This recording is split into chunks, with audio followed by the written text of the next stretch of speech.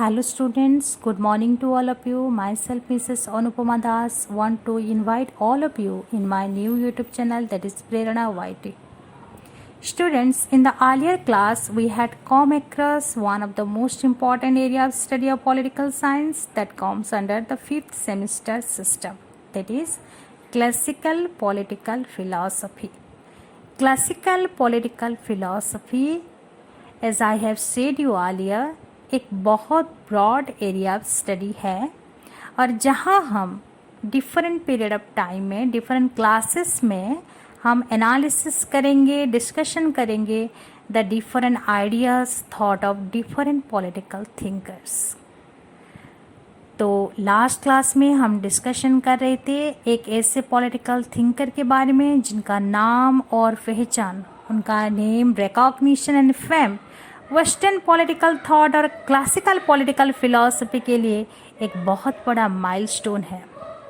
उनका strong area of contributions classical political philosophy में एक स्ट्रॉन्ग फाउंडेशन को क्रिएट किया था, जिनका वर्सेटाइल पर्सनालिटी आज भी न्यू हिस्ट्री को क्रिएट करता है। तो वो कौन थे student? You know it better? Yes, he was not anyone else, he was Plato, a great Greek political thinker of ancient world, जिनका जन्म हुआ था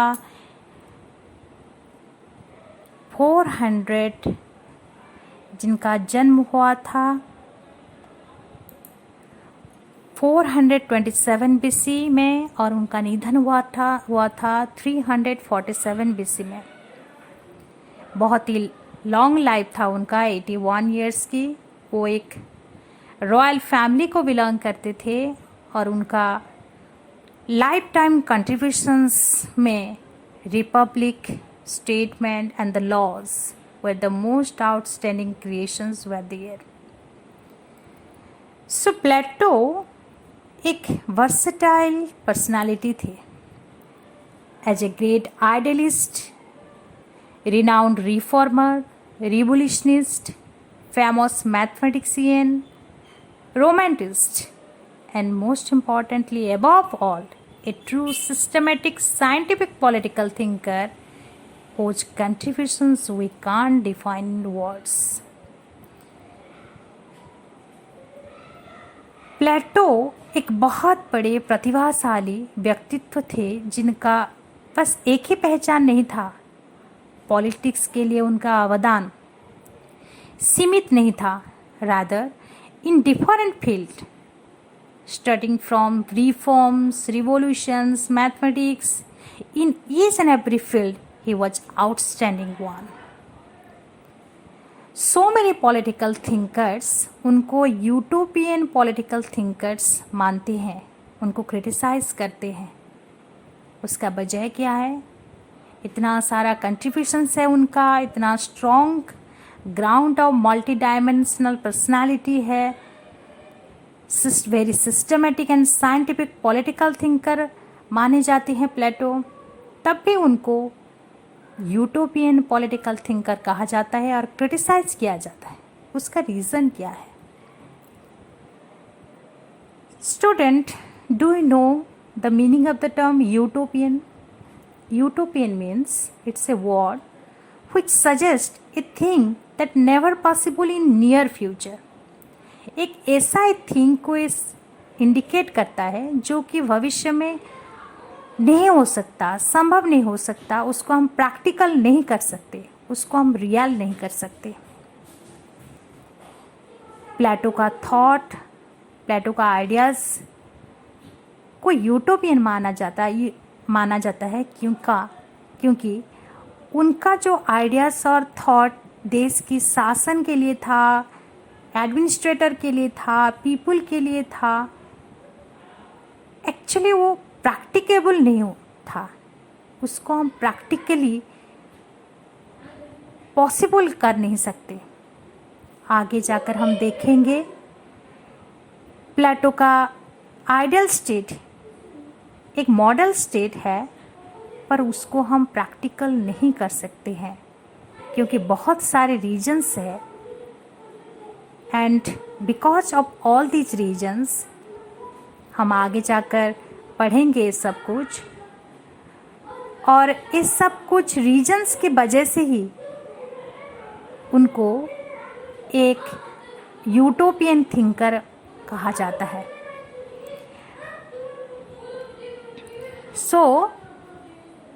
आज हम प्लेटो की एक बहुत ही इम्पॉर्टेंट कंट्रीब्यूशंस के बारे में पढ़ेंगे, जो उनका very chronic achievement the Republic पुस्तक की 5th और 6th पार्ट में डिस्क्राइब्ड हुआ है, that is the concept of ideal state. तो before going to the depth of this study we must have to know why Plato thought about to create an ideal state. Plato के दिमाग में ये सोच क्यों आने लगा जिसके लिए वो सोचते हैं राष्ट्र ऐसा नहीं, राष्ट्र ऐसा होना चाहिए, एक आदर्श राष्ट्र ऐसा होना चाहिए जहाँ पर एक आदर्श राजा, उसका जो मोस्ट इम्पॉर्टेंट फंक्शन है देश की शासन करना, उस शासन का फल अगर लोगों तक नहीं पहुँचता है, अगर देश में शांति, सुरक्षा और प्रगति नहीं होता है, तो शासक की रहने से कोई लाभ नहीं होता है। तो ऐसे ही उनका सोच था, जिसके लिए वो एक आदर्श राष्ट्र का परिकल्पना किए थे, और वो एक आदर्श राष्ट्र को वो लिखते हैं अपनी रिपब्लिक पुस्तक की 5th और 6th पार्ट में। क्वेश्चन आ सकता है, तो स्टूडेंट्स को याद रखना जरूर कौन से पार्ट में रिपब्लिक का द आइडियल स्टेट के बारे में लिखा हुआ है, तो इसको रिमेंबर करना। तो चलते हैं आगे की तरफ। तो प्लेटो क्यों सोचते हैं एक आइडियल स्टेट की क्रिएशन के लिए? Main importantly there are so many important reasons are there, but specifically 2 important reasons are there. Because of that, he bound to think of an ideal state in ancient Greece. First of all, the then ancient Greece situation where democracy was degraded, the socio-economic and political situation of the country, it was also not satisfactory one.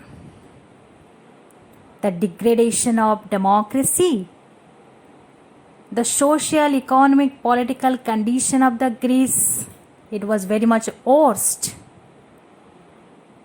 Number of attacks, Peloponnesian War, factionalism, clashes of economic interest in the society, all these were the most negative reason behind his thought to create an ideal state.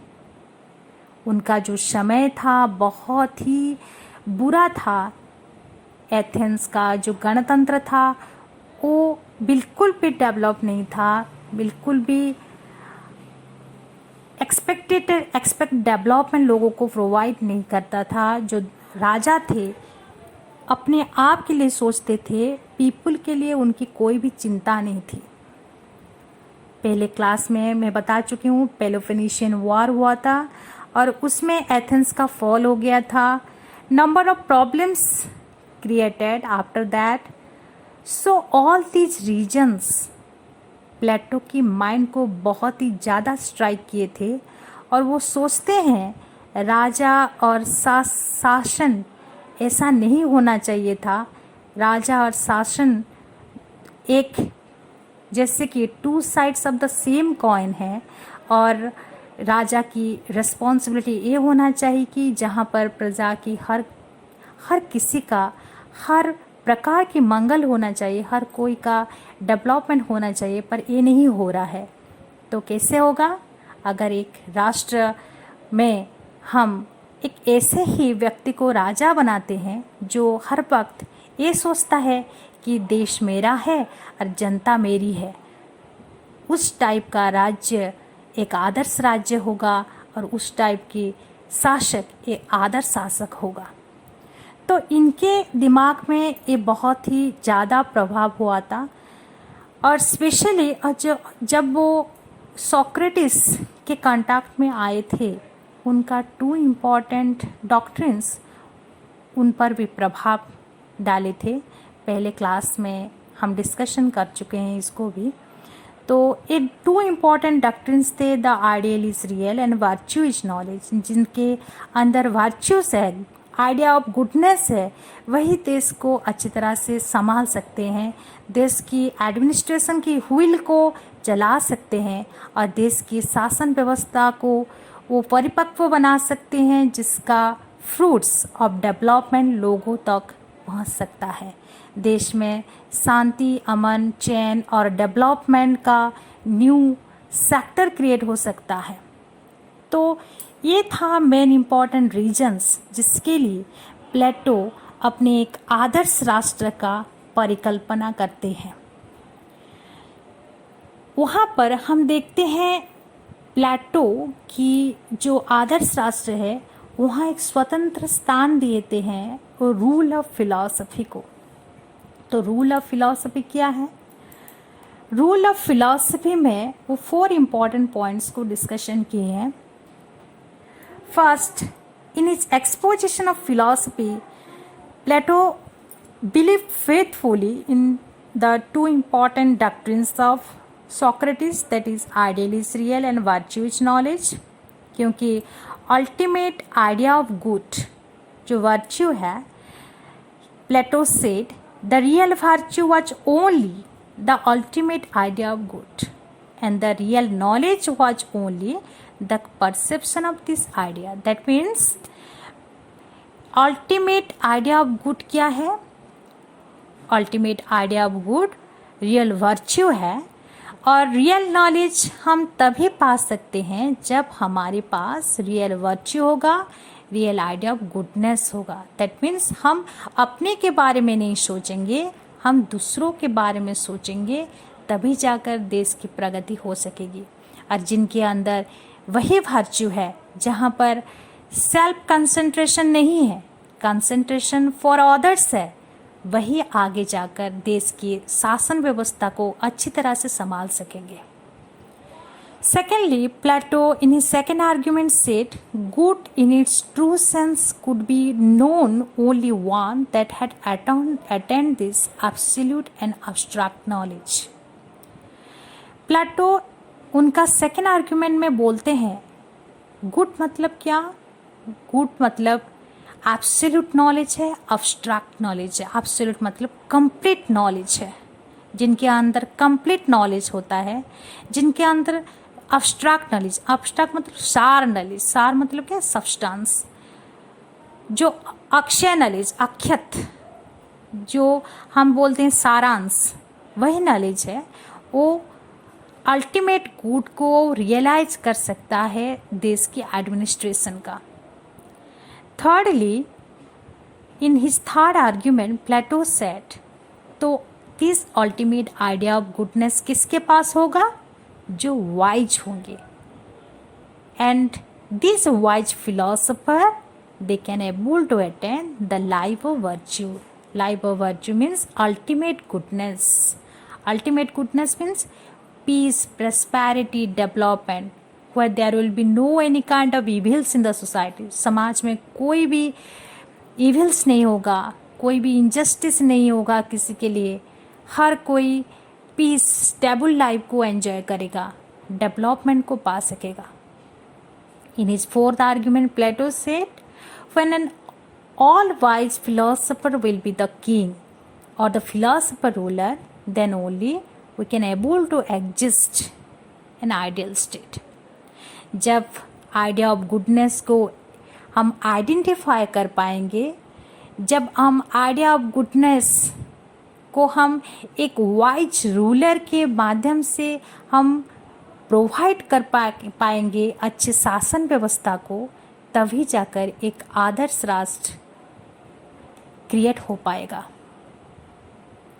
So in his book Republic, Plato, in this way, he completely justified the ideal state, where he has said that जो लोग wisest होंगे, best होंगे, उनको discover किया जाएगा through the system of education और उनको administration का रिस्पॉन्सिबिलिटी दिया जाएगा। तभी जाकर एक आइडियल स्टेट, एक परफेक्ट मॉडल स्टेट हो पाएगा और एक आइडियल पॉलिटिकल सिस्टम समाज के अंदर जितना भी बुराइयां हैं, जितना भी इविल्स है, उनको ख़त्म कर पाएगा। सोसाइटी में ऑर्डर, पीस, स्टेबिलिटी, डेवलपमेंट को क्रिएट कर पाएगा। In this way Plato, through this he has reflected the actual condition of city life.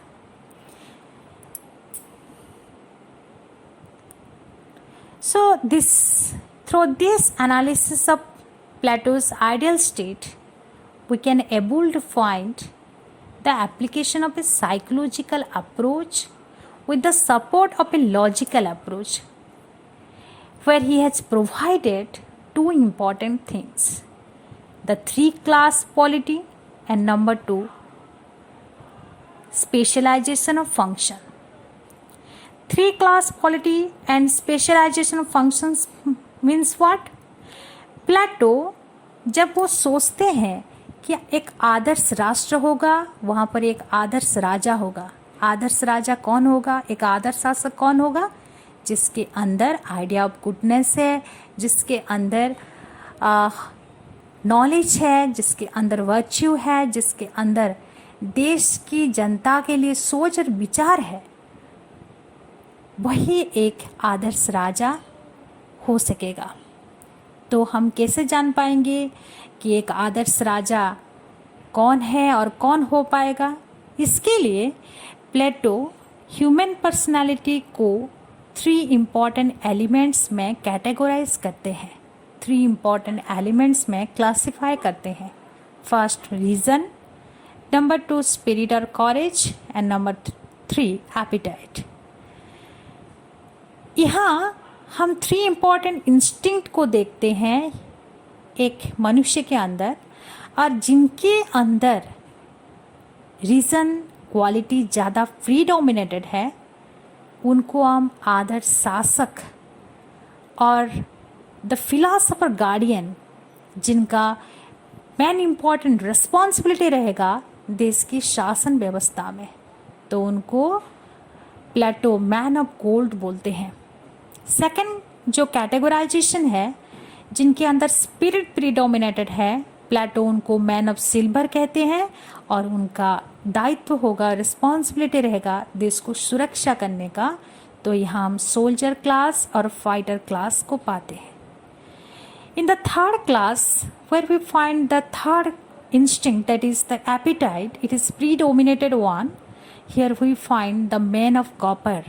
That means here we find traders, agriculture class, worker class and the slave class. So in this way, by the identification of these 3 important instincts, Plato has provided a system of specialization of function. तो students, यहाँ मैं एक बात बोलना चाहूँगी, ये जो 3 identifications हुआ, किसके अंदर क्या क्या इंस्टिंक्ट, कौन सा इंस्टिंक्ट ज़्यादा प्रीडोमिनेटेड है, हमको कैसे पता चलेगा किसके अंदर रीजन प्रीडोमिनेटेड है, किसके अंदर स्पिरिट प्रीडोमिनेटेड है, किसके अंदर एपिटाइट प्रीडोमिनेटेड है, कैसे पता चलेगा? तो उसका सल्यूशन के लिए प्लेटो एक सिस्टम ऑफ एजुकेशन को डिटरमाइन किए थे, क्योंकि एजुकेशन ही एक ऐसा ही अस्त्र है जिसके माध्यम से हमको एक पता चल जाएगा कि रीज़न प्रीडोमिनेटेड पीपुल कौन कौन से हैं, स्पिरिट प्रीडोमिनेटेड पीपुल कौन कौन से हैं और एपिटाइट प्रीडोमिनेटेड पीपुल कौन कौन से हैं। तो इसी के हिसाब से एक specialisation of functions automatically identify हो जाएगा कौन किस क्लास को बिलोंग करेंगे। आगे जाकर हम उनका एजुकेशन कंसेप्ट को पढ़ेंगे, तभी आप लोगों को कंप्लीटली नॉलेज हो जाएगा। तो प्लेटो इस सिस्टम के अंदर, एजुकेशन सिस्टम के अंदर ये जो 3 इंस्टिंक्ट है इनको आइडेंटिफाइड किए, और कौन फिलोसोफर गार्डियन बनता है, कौन रूलिंग गार्डियन बनता है और कौन प्रोड्यूसिंग क्लास बनता है, इसके लिए स्पेसिफाइड फंक्शंस को प्रोवाइड किए। तो स्ट्रक्चर क्रिएट होता है प्लेटो की आइडियल स्टेट का, जहाँ हम ना कि 3 इंस्टिंक्ट को पाते हैं बल्कि 3 क्लासेस ऑफ पीपल को पाते हैं, और वो 3 क्लासेस पीपल की सेपरेट फंक्शंस को पाते हैं। तो यहाँ हम we come across his justice concept. Next we will discuss in its feature also specifically. तो यहाँ जो क्रिएट होता है 3 classes of people and their specialization of function, कौन क्या क्या काम करते हैं, कौन क्या क्या काम करेंगे, ये जो निर्धारित होता है on the basis of the identification of this 3 important instinct. यहाँ पर हम पाते हैं 3 classes of people and 3 classes of functions, जो कि हर वक्त in each and every period of time they will devote themselves for the sake of the administration, for the sake of the protection and for the sake of the production of the country. एक आदर्श राजा के काम होगा देश की अच्छी शासन व्यवस्था को निभाने के लिए उसकी जो डिवोशन यहाँ हम देखने को पाएंगे। एक सोल्जर्स का काम रहेगा देश की सुरक्षा व्यवस्था की हर वक्त निगरानी रखने की, और जो सोल्जर्स और जो 3rd class that is the economic class, जहाँ हम देखते हैं प्रोड्यूसिंग क्लास को, ऊपर जो क्लासेस ऑफ पीपल हैं उनका हर एक नीड्स को, नेसेसिटीज़ को फुलफ़िल करते रहेंगे। तो इसी के हिसाब से इन 3 क्लासेस ऑफ पीपल के बीच में one of the most important point he has defined, no class of people will interfere in any class in their functions, but there will exist a harmony among themselves. कोई भी class दूसरे कोई class के काम में हस्तक्षेप नहीं करेगा, पर इन 3 क्लासेस ऑफ पीपल के बीच हर वक्त एक कोऑर्डिनेशन मेंटेन रहेगा, और अगर कोऑर्डिनेशन मेंटेन होता है तभी जाकर एक आदर्श राष्ट्र, एक आदर्श राजा, एक आदर्श शासन व्यवस्था और ultimate idea of goodness that is life of virtue को हम पा सकते हैं। तो इसी के हिसाब से प्लेटो का आइडियल स्टेट का एक स्ट्रक्चर क्रिएट होता है। मैं इस वीडियो में बस इतना ही प्रोवाइड करती हूँ। नेक्स्ट वीडियो में आपको मैं फीचर्स ऑफ आइडियल स्टेट के बारे में डिस्क्राइब करूँगी, जहाँ पर हम कम्प्लीटली देखेंगे आइडियल स्टेट जो है उसके अंदर क्या क्या है, उसका फंक्शंस कैसा रहेगा, वहाँ जो कंट्रीब्यूशंस फील्ड है डिफरेंट क्लासेस ऑफ पीपल की, उसको हम कैसे देखते हैं, और उनका ग्राउंड ऑफ क्रिटिसिजम्स, ये सब कुछ कवर होगा नेक्स्ट पार्ट में। तो आज मैंने जो प्रोवाइड की हूँ उसको याद रखिएगा ज़रूर। कोई भी प्रॉब्लम होगा तो please share with me. I will definitely invite all of your problems and doubts. So, see you in the next class. Till then, goodbye all of you. Have a nice day and thank you.